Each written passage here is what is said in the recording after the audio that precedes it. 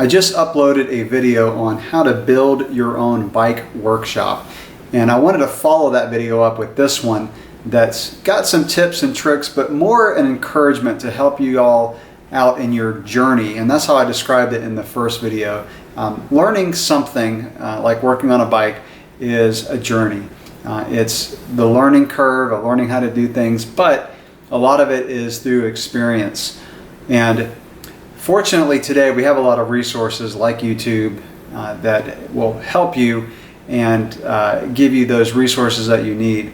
But when I first started working on bikes, it was back when I used to race BMX. My first real bike was a Hutch, and I rode that thing everywhere. But I really enjoyed learning how it worked. I mean, obviously BMX bikes are pretty simple compared to today's bikes, but I used to just take it apart and try to figure out how it went back together.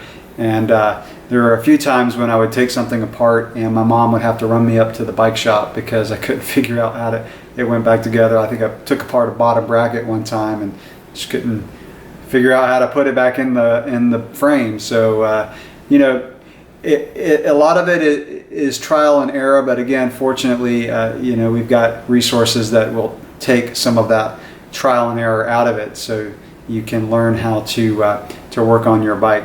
You know, it's taken me 20 years to kind of build up the toolkit that I have, but I'll confess that when I first started working on bikes, when I had a road bike in college, I did not enjoy working on bikes. It took time. There were things that I didn't know how to do, and if you're like me, I just, you know, you either embrace something and learn how to do it, or you just kind of shy away from it. And back then, I just, you know, I didn't have the time, and so I didn't really enjoy the process of working on a bike. But as the years went on, I learned to embrace the benefits of working on your own bike.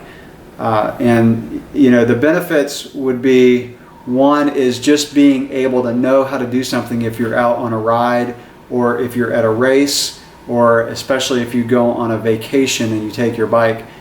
Inevitably stuff will happen. I've had all kind of things happen on bike rides. I've had just the simple thing like a water bottle cage coming loose, to the common flat tire, and then I've had other things happen where, you know, you break a derailleur hanger. You know, how do you get out of the woods with a broken derailleur hanger? I've had a stick come up and hit a valve stem and just completely snap the valve stem in half on a set of tubeless wheels. So there's all kind of things that can happen on a bike ride, and the more you learn how to work on your bike, the more you're going to be able to learn how to handle those things. So again, you know, I just embraced working on my own bike, and now I love working on my own bike. It's very therapeutic to come home from work and have a project to tackle. One of the benefits to working on a bike is just that reward of working with your hands and being able to accomplish something, and know that it's your own skill, your own learning that has enabled you to do that task. One of the benefits to learning how to work on your own bike is just the time it can save. I love having the right tool for the right job, and that's one thing that has helped me get my toolbox and you know, workshop up to where it is today, is just being able to have a problem, have the right tool, and solve it. I've had times where I've lived kind of far out in the country, and you know, to take a bike to the shop, leave it there, go back home, try to find time to go back and pick it up. It's so much easier to do it yourself. Now let me say that I am fully supportive of my local bike shop, and I really believe in supporting your local bike shop. In fact, you know, learning to work on my bike isn't to take away business from my local shop. I think you should buy your tools through your shop, and obviously you're going to be buying things like tires and lubes and things like that. And I always recommend supporting your local shop because I believe in the grassroots you know, bike shop kind of support. So I don't want you guys to think that I'm in any way trying to take away from that, but you know, just being able to save that kind of time has been real important to me, and has been a motivating factor in learning how to work on my own bike. Now, here's where the encouragement comes in, because when you learn to work on your own bike, you're going to make mistakes, and that's just a part of learning. Let me give you a story. One time I had a stem, or headset that kept coming loose, and so I used a torque wrench on the stem, and I don't know if I wasn't reading the torque wrench right, but I just couldn't get the torque specs right on that stem, and I kept torquing it down and looking at the torque wrench and thought I was right, and then I heard a pop, and the stem, the bolt on the stem snapped. And so I, called my local shop, and I, told them what happened. I said I need a new stem bolt or whatever. And the guy said, well, at least you didn't crack your steerer tube, because it was a carbon road bike with a carbon steerer tube. And I was like, oh man, I better go back and check the steerer tube. And I went back, and sure enough, I had a crack in the steerer tube. So I over tightened the crank or the stem bolt. So that was probably one of my most expensive mistakes. Now, fortunately, it was a relatively new bike, and the manufacturer warrantied it for me, so it didn't end up being too expensive. But that's just kind of a story of how you can just make mistakes. Now, since then, that was when I was using a torque wrench with the gauge just kind of moves and the torque wrench doesn't click. And if you watch my other video, I mentioned that I really like the torque wrenches where it kind of clicks, or kind of the Park ones just kind of bend a little bit, so you hit the right torque spec. And so I don't know if I was just reading that gauge wrong, but now I really recommend a torque wrench that will actually click, so right when you got that torque spec.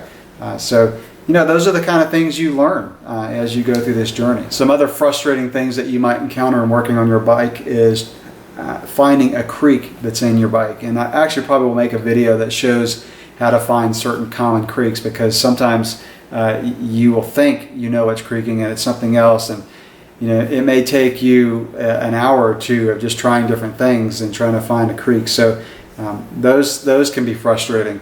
For example, mounting up tubeless tires. There's some tires that have just been a nightmare to try to get seated up. But the more you do things, the more little tricks that you learn, and then you're going to have some successes.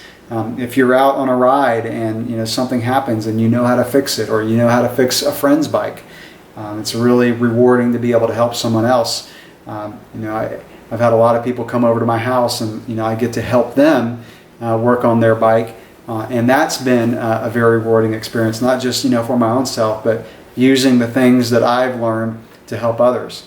The victories like learning how to do your own fork or shock maintenance, and getting back on that first ride and just feeling the difference in the way the bike rides.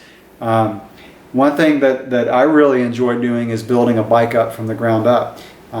And that's kind of an expensive way to do a bike, but it's also rewarding in the sense that every little component on that bike, how it went onto the bike. And so, you just learn your bike inside and out, so you're totally prepared in case you have a problem. Let me mention something that I did not in my previous video of how to build your workshop, and that is, some of the tools that I showed in that video are ones that would stay kind of in a workshop. Some are going to be more portable, where you want to bring to a vacation, or even to a ride if you're driving to a trailhead or to a race. So what I do is I have just a basic toolbox that I throw in things like lube, and maybe an extra chain, Allen wrenches, patch kit, tire levers, that kind of thing, that is going to be used for the more common things. And then things like bearing presses and bearing removers and things like that I would keep in a more stationary box in my garage. So that's a tip that you guys might want to follow, and that is have a toolbox that you can bring around to different events and things like that. Another tip is to find a shop that is going to help you learn to work on your bike. There may be shops, once you kind of develop a good reputation as a customer, they may let you use their stand and work on your bike there and ask them questions. It's going to depend on the shop. So if a shop doesn't let you do that, I'm not saying it's not a good shop. because there can be some liability issues that they think about. But use your local shop to help you. With resources of if you don't know how to do something, they may be able to show you or tell you on the phone or whatever. So again, support your local shop and use them to help you in this journey. So that will wrap up my bike maintenance encouragement video, is the best way I can describe this. And like I said, I really enjoy helping people, and the reason I like making my reviews and my maintenance videos is because I love cycling. I love the cycling community, and I love helping people. So hopefully some of my videos have been helpful for you. So there you go. I wish you all the best in your journey in learning more about cycling, the training aspect, but also the maintenance aspect. Thanks for watching.